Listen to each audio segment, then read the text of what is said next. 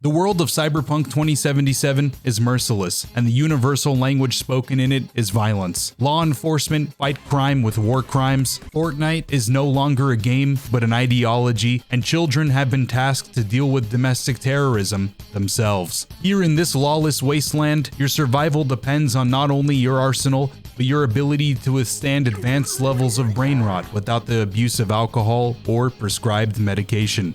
Today, we are going to use one of the lowest stat weapons on the hardest difficulty in the game to conquer this ruthless city and create our very own isekai. That time, I got reincarnated as an English citizen and used a knife to climb the corporate ladder to take down a billion-dollar corporation. Can you beat Cyberpunk 2077 with only a knife? The year is 2077, and our story takes place in the Democratic Republic of Chicago, also known as Night City. Out here in this bustling city, the Geneva Convention can't hear you scream. It had lethal weeaboos, slimy corpo scum, and worst of all, erotic cosplayers that have replaced their hearts with f***ing V8 engines. But this is the exact Thunderdome our protagonist was made for. We play as Goro Majima, aka Flat Nun, the unhinged and unmedicated Japanese anti-hero from the hit testosterone-fueled soap opera Yakuza. One of the manliest games of all time that is so manly it comes off as homoerotic. You have surely seen him at one point in your gaming careers, and it was only fitting that we made our character look like him, as his weapon is a tanto. For my Yakuza autists out there, this video also doubles as a Can You Beat Cyberpunk as Majima run. Fortunately, there are apparently a lot of you, because Majima's exact outfit, even down to the hairstyle, is available via a mod on PC. After getting them all installed and situated, there was one final step that was imperative to this challenge run. To become Majima and Mad Dog style all over this city and my enemies, we had to make sure our anterior dimensions were at the largest they could possibly be. With the most important step completed, I picked the hardest difficulty and chose the Street Kid intro, beginning our journey as the soon-to-be neurodivergent king that would rule these lands. The Street Kid lifestyle significantly raised our risk of becoming addicted to fentanyl and a cyber psycho, both of which are a fate worse than death.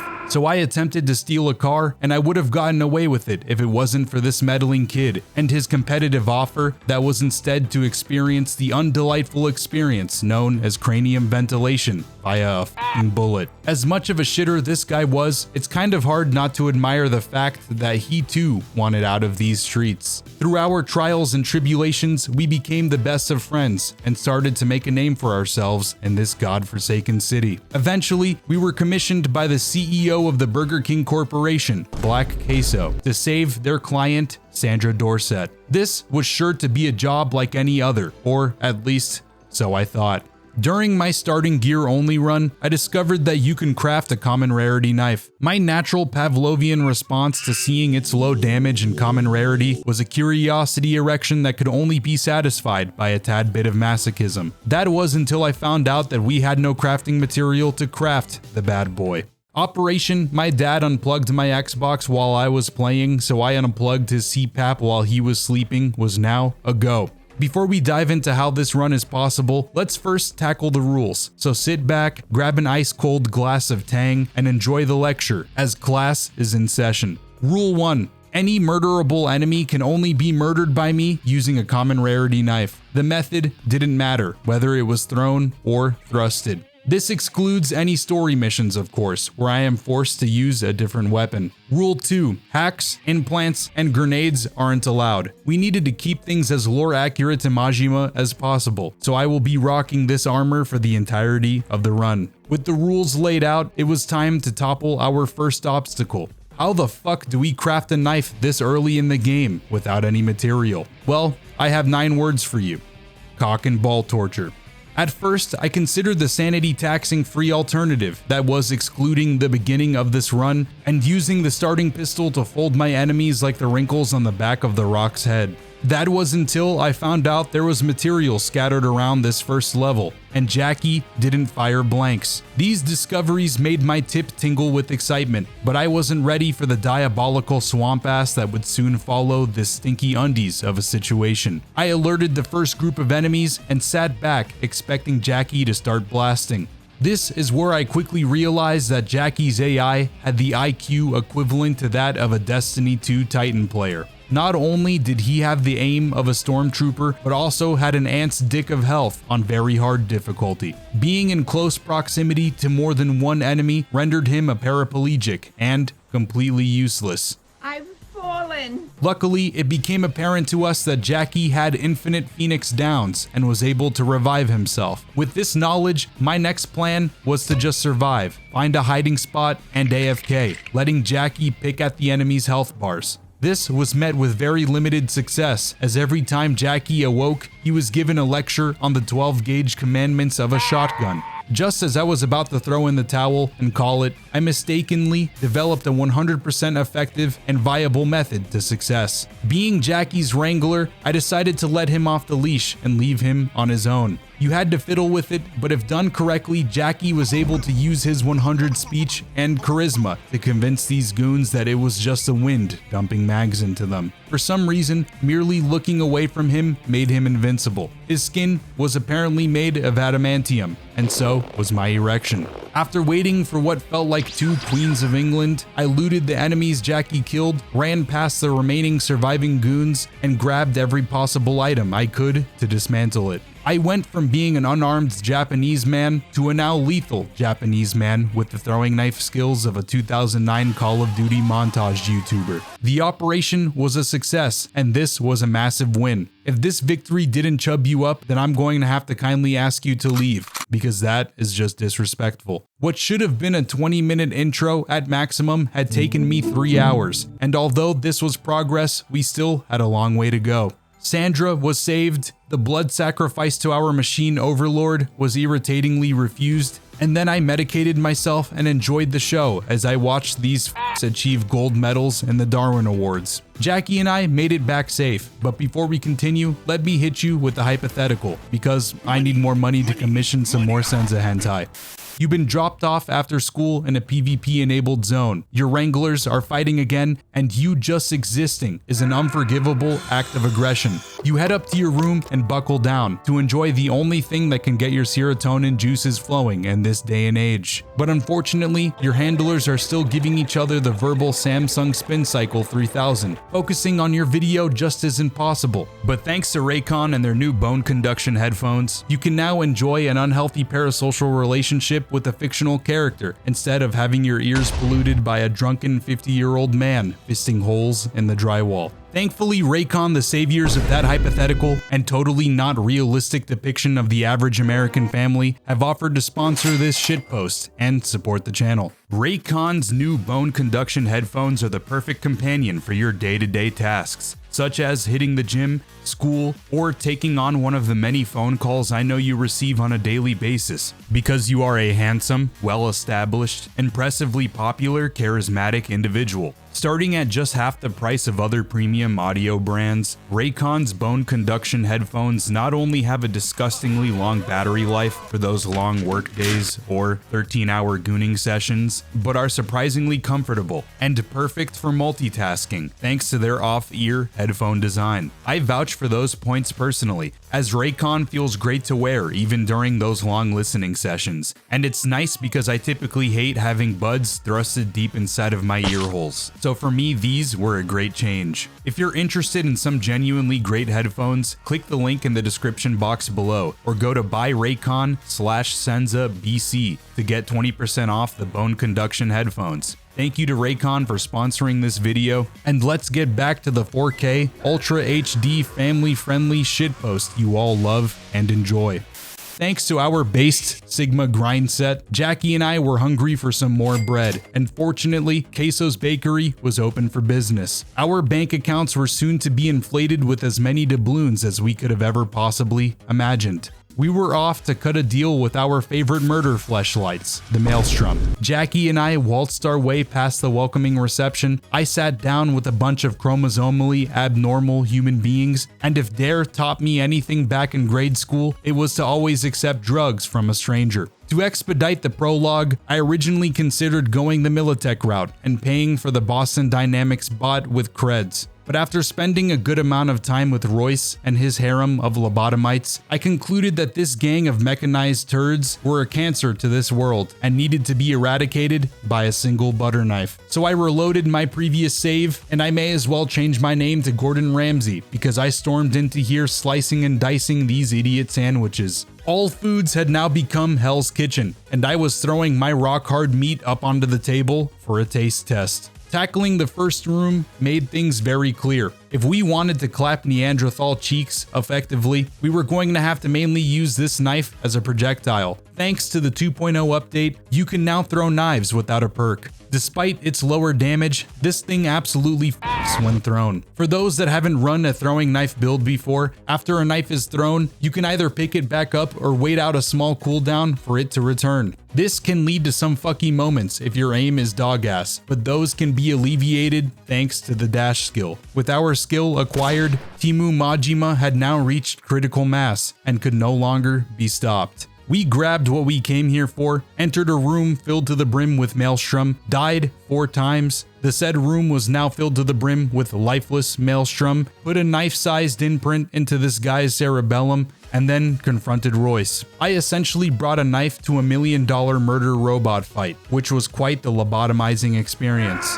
But he was the final obstacle we had to clap before getting out of here. It didn't take much skill to defeat Royce. This fight was more about finding a pillar to hide behind and waiting for your throwing knife to come off cooldown. The humiliation Royce must have felt knowing that Diet Majima just destroyed his entire army of mechanized troglodytes with a single butter knife must have been burdening. But it probably didn't last long, because I slap-chopped his vital organs and walked out of all foods with a chicken dinner. From here, I met up with Evelyn and Judy. We wasted absolutely no time and immediately went into the nitty-gritty of our upcoming job.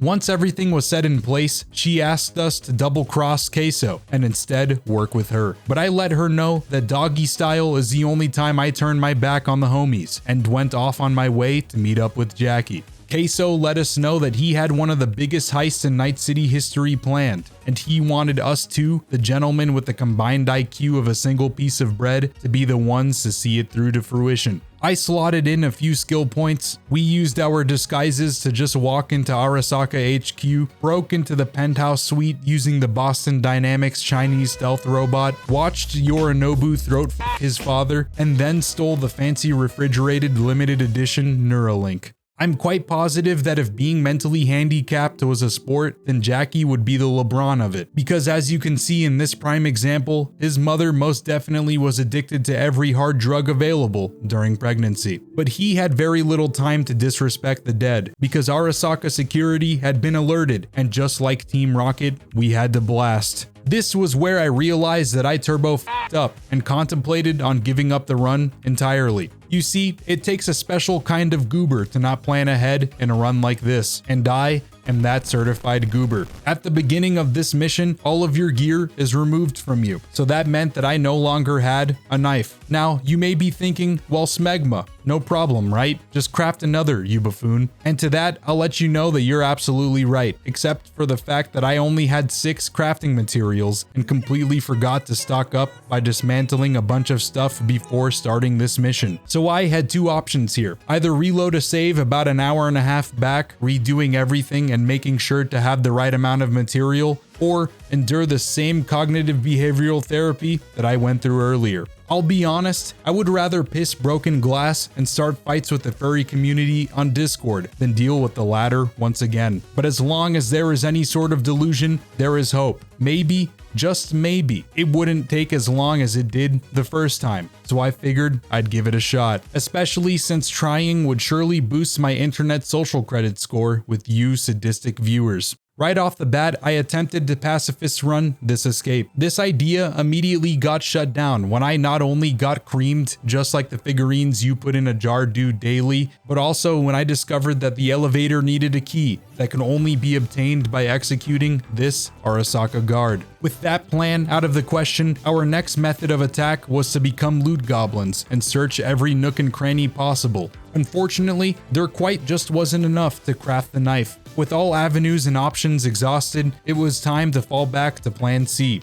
So appropriately, I found the two very specific spots in this room where I could gaslight these underpaid minimum wage Arasaka employees that I wasn't here, and then played a game of hide and seek with them, letting Jackie go to town on an all-you-can-eat buffet. This plan sounded crazy, but after 2 hours of waiting, it actually worked. After Jackie was done making these Arasaka workers suck his bare asshole, we looted their bodies, and thanks to the other junk materials I had gathered earlier, I was free. I had just enough to craft another knife.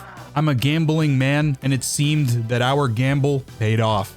I thought the difficulty during the escape would surely provide a life-threatening stroke, but surprisingly, getting out of here only took around 3 tries. I even hung around in the lobby and took care of the Arasaka mech that gets airdropped in, which, by the way, finding its Critterus was difficult. Jackie and I escaped from Tarkov, Adam showed up to spank us, I technically failed the challenge after being forced to use the starting pistol to take out Arasaka's Kako demons, and then the Neuralink torch was passed on to me as Jackie passed into the afterlife. Queso was the exact opposite of pleased after finding out what happened during the heist. And if for some reason you ever questioned this man's sexuality, there is no need to, because without hesitation, he blew my brains out. Suddenly, we were in the memories of the infamous Johnny Silverhand, and quickly discovered that his pronouns were he/domestic fucking terrorist. At some point in the past, this angry gremlin stormed Arasaka HQ and blew it up, using a bomb from, a bomb factory. Brandishing a knife isn't possible during these flashbacks, so instead we will strictly be using the Malorian's alt-fire to cyber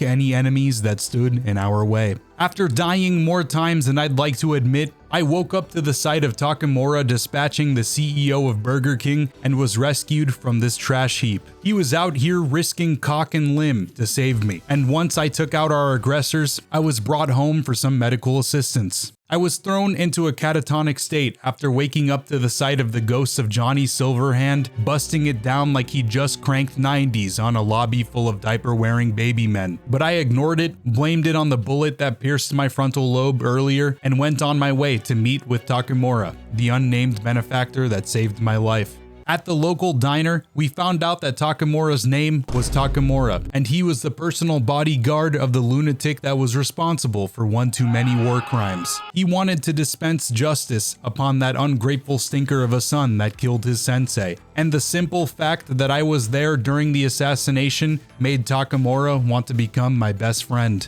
He hit me with the very inspirational, "You must do what is right, and it is better to come in the sink than sink in the cum," typical hoopla, and then left. With essentially the glorified tutorial done, we could now go ahead and meet with Evelyn to figure out what to do with this Neuralink in my head. The city Latina let us know that Evelyn had been missing ever since the heist, and her last known location was at the futuristic brothel known as Clouds. This city was devoid of any authority, and at this very well-respected establishment, everyone is allowed in as long as you have a functioning brain. No background checks or venereal disease tests were needed. But we didn't come here for pleasure. The cum and sweat here in this brothel had soaked so deeply into the walls and bed sheets that not even Mr. Clean himself could get it out. So rather than calling cleaners to take care of this unspeakable mess, I was here with an alternative solution, one that involved any means possible to save our friend, Evelyn. I made sure to come prepared this time around. The loyal patrons of this establishment didn't seem to agree with my methods, and one of them even developed a neuromuscular disorder from the sheer shock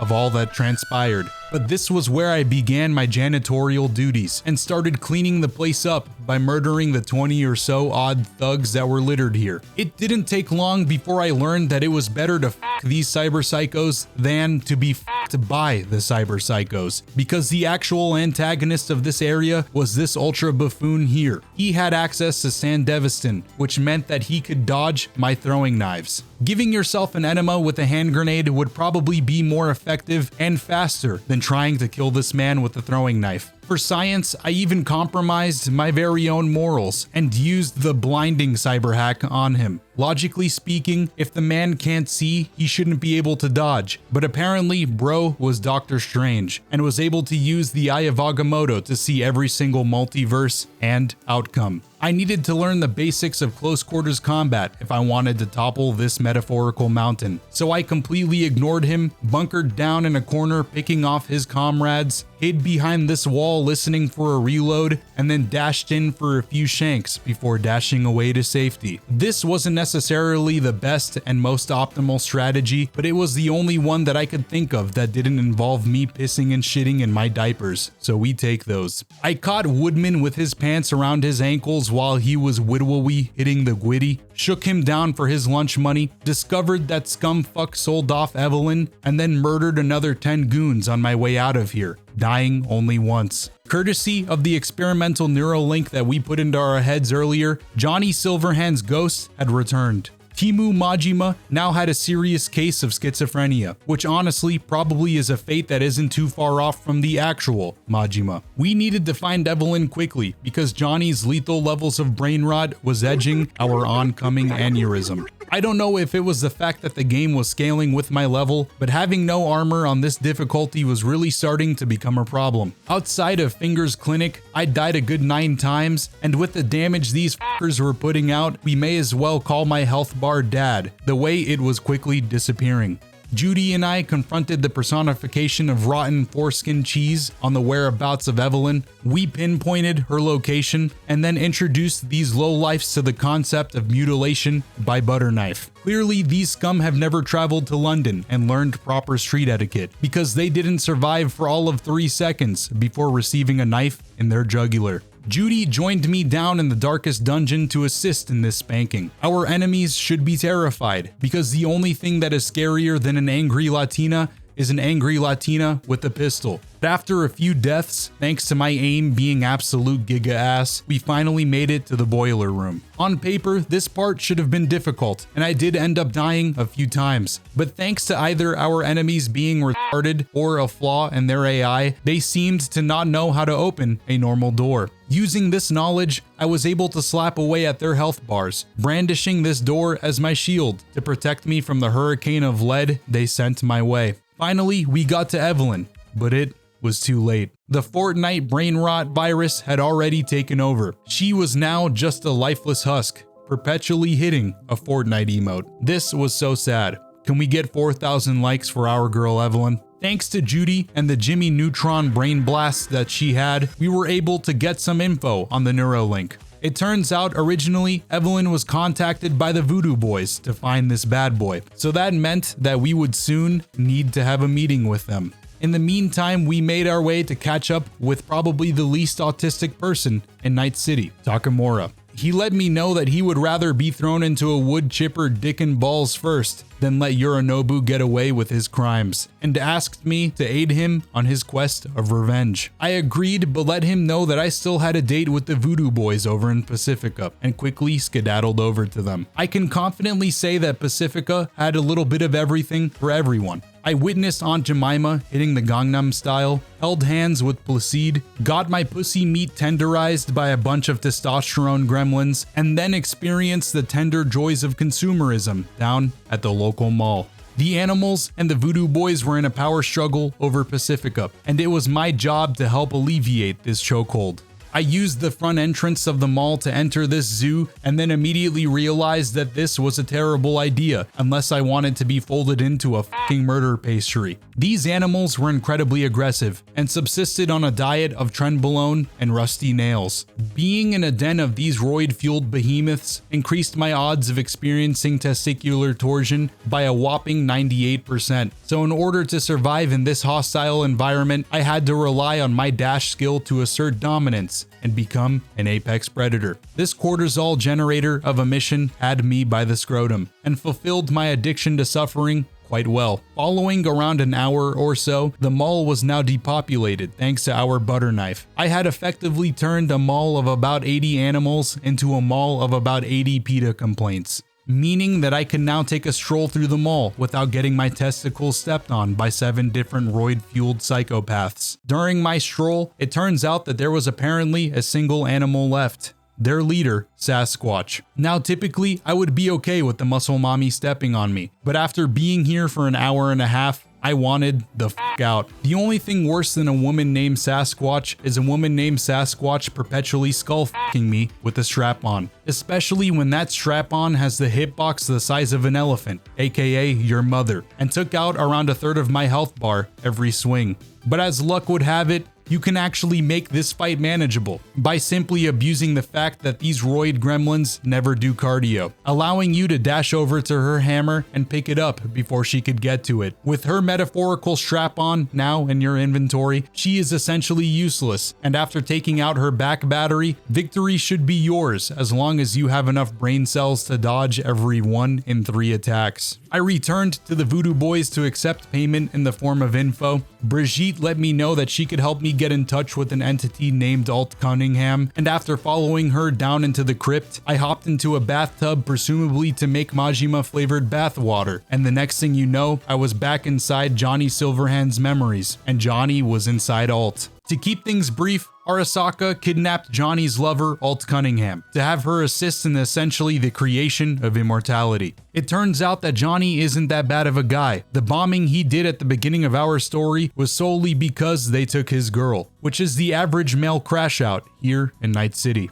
I returned back to the land of the living, and for once I considered sparing the Voodoo Boys, as historically I have murdered them in every single challenge run so far. That route would result in 100% less dick flattening than the violence-filled one. But before I could even think, my reflexes ignored the diplomacy option, because this wouldn't be a Senza video if I wasn't out here CBT maxing for your viewing pleasure. Using the same tactic I gathered in my starting gear only run, I was able to clean sweep this first part of the crypt rather easily. Riding off of the high that was victory and blood rushing to my collective sex organs, I stormed into the gulag with Placide and was quickly punished for my hubris. Placide brandished a shotgun, which meant that getting close to him would be a problem. On top of that, he could also dodge an incoming throwing knife, just like the Psycho could in Clouds. So I locked the f*** in and pretty much became the Daredevil, using Echo Translocation to my advantage. Within a single try, I found out that Placide fired 6 shells from his shotgun before having to reload. I hid behind this very door and safely baited him into shooting me. Once I heard that 6th shell go off, that was my opening to dash in and shank him before dashing away.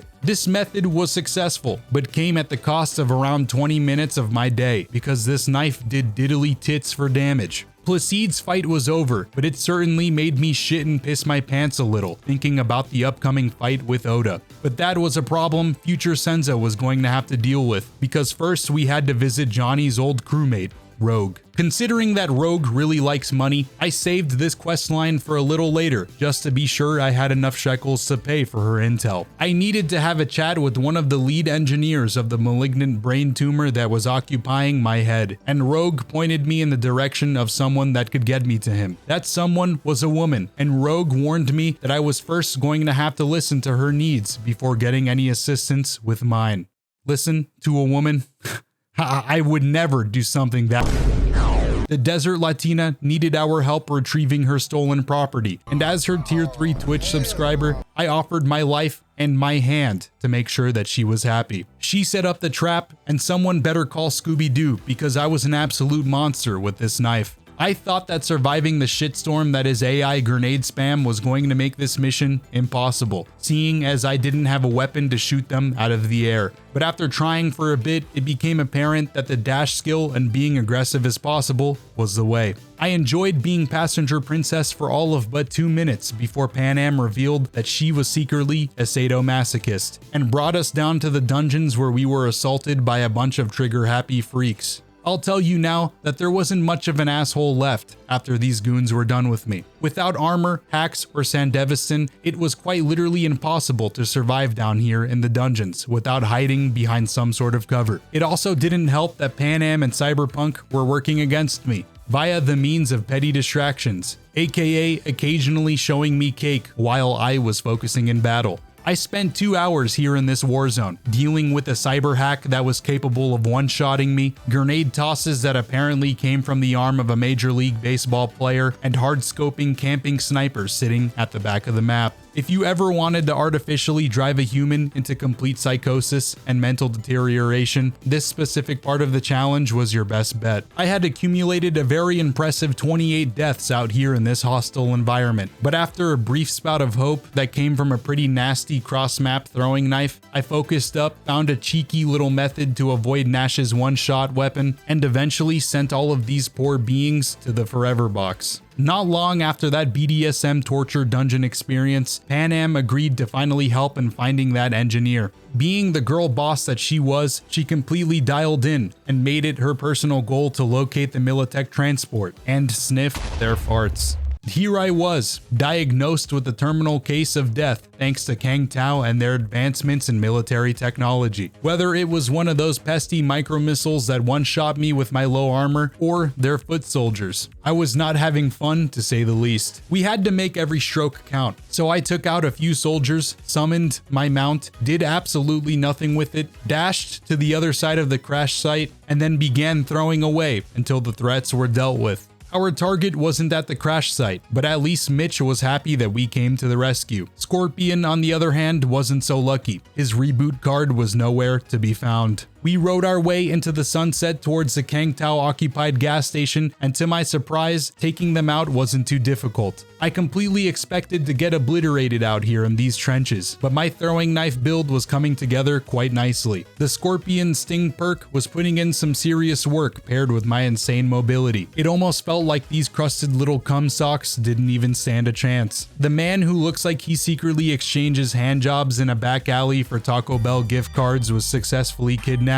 He let me know that I was double turbo mega thanks to the Neuralink, and then emoted on me, which was not only disrespectful, but also probably a hate crime. I took my leave and mentally prepared myself for the challenge ahead, because there was a 60% chance that I was 100% going to hate my life during this Takamura quest arc. But it was finally time to face my demons. I met with Takamura, he let me know his rage couldn't be contained, and then told me to grab some hemorrhoid cream for the path ahead. I mistakenly told him that I wasn't going to join him for the reconnaissance of the Arasaka compound, which meant that I had some time to kill before I could continue the main storyline, so it was only natural that I got up to some mischief. In Yakuza 7, you can embark on a quest line where you have to fill out a Pokédex of known mentally unhinged freaks and sex offenders. In Cyberpunk, you can pretty much do the same, except they are unmedicated psychopathic killers that have so much chrome in them that they are basically no longer human. While I waited for Takamura to reach back to us, I wanted to test my newfound power on one of these chrome goblins. So I drove to the nearest Cyber Psycho's location, entered its hideout, and then immediately regretted entering its hideout. My excursion was coincidentally just the right amount of time I needed, and although that Cyber Psycho's ass was begging for a clapping, I figured I'd let him off easy as I had other matters to attend to.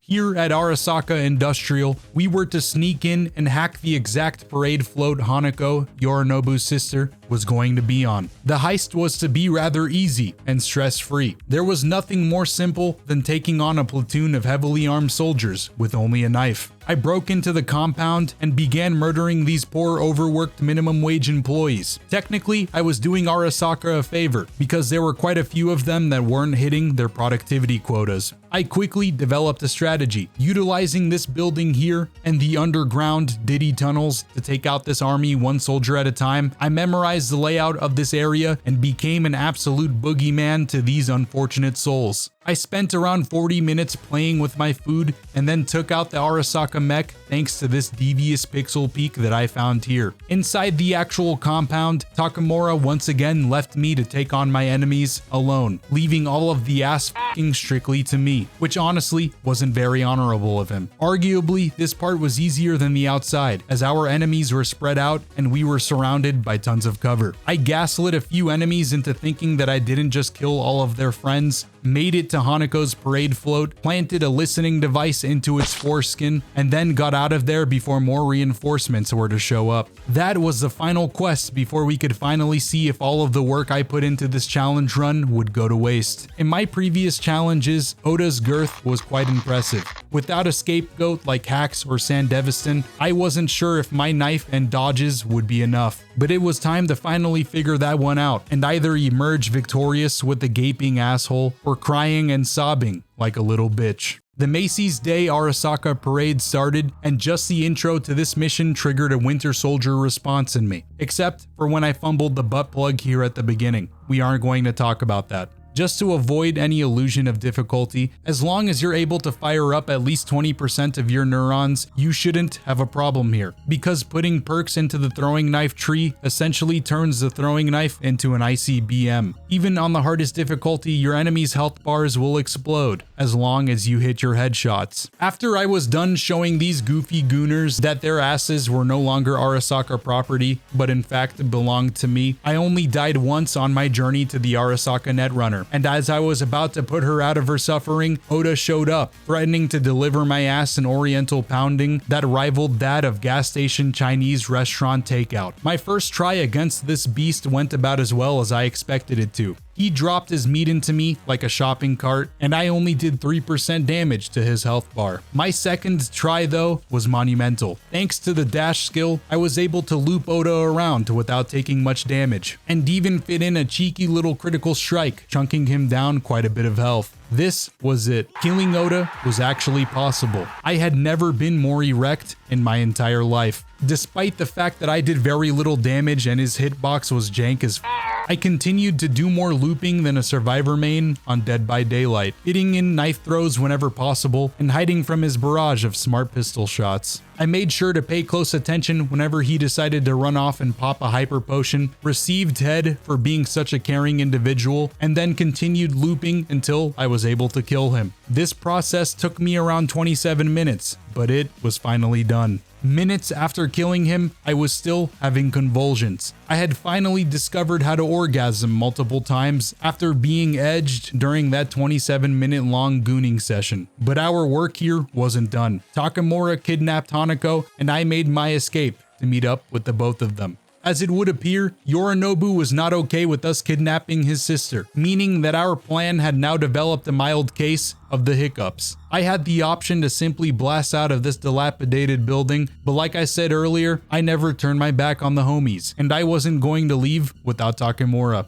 Arasaka decided to send their elites in on this operation, and they were pretty much looking for any excuse to kill anything and everyone. At this point, I was about 26 hours in on this challenge run, and there was no amount of therapy or substance that would make dealing with their ability to one-shot me worth it. So I adopted a new fighting style known as being an absolute bitch, and abused the fact that these cheeked up elites couldn't get to me through this crouch hole here. Favorably, I was able to queef out a little dub thanks to this tactic, and Takamura was saved. We escaped holding hands, brought 5 big booms to these henchmen and their brains, and then met with Hanako's messenger, who let us know she wanted us on her side. So I let her know that my horoscope said to voluntarily castrate myself using sulfuric acid if I decided to betray Johnny and help Arasaka. So I chose Johnny as my romance option, and after consulting with him, he insisted that I bring Rogue along for the finale. Before we could actually do Johnny's ending, we first had to take out some trash and figure out where Atom Smasher was located.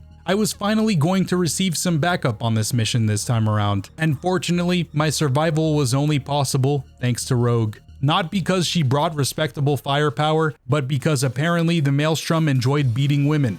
Once they had her in their sights, they immediately started foaming from the mouth, and in a testosterone-fueled rage, went out of their way to beat her ass. With the enemies distracted, I wailed away at them until they were no more, and quite effectively assaulted the rest of the mechanophiliacs that called this place home. On the Ebunike, I entered the gladiator arena and finally faced an enemy that gave me a run for my shekels. I thought about spending time genital jousting with this cyber psycho, but figured there was no point when I could just simply walk past him to my objective and avoid the fight entirely. To no one's surprise, these nefarious bitches were up to no good, and once we were able to extort some info out of Adam's buddy here, it was finally time for Rogue and Johnny to raid Arasaka HQ, once again for old time's sake. Majima said goodbye to his friends, Johnny let us know that he wanted to pilot the Titan, and then we boarded the battle bus one last time in the name of justice. We were an army of 3, Rogue, I, and our pilot that had the mental capacity of a toilet paper roll. But that wasn't going to stop us from bringing the fight to this billion-dollar corporation. Before the Arasaka higher-ups could let Yorinobu know that a second Johnny had hit the Arasaka building, we began storming the lobby. After a good pull, thanks to once again every Night City resident's favorite pastime activity, that is beating women, I was able to cream everyone that was in our path. Arasaka really needed to up their defense and security budget because this was the third time in a row a quirked up white boy with self-diagnosed autism was capable of taking on their entire army. There wasn't much that went down during the rest of this Tiny Tina's assault on Dragon Keep. Although I did witness a betrayal up here in the Millennium Tower, and I could confidently say that I am now a supporter of Arasaka on Arasaka violence. As we approached Mikoshi, it turns out our girl Rogue was girl bossing her way too close to the sun, and in a final f*** you, blew her load all over Adam.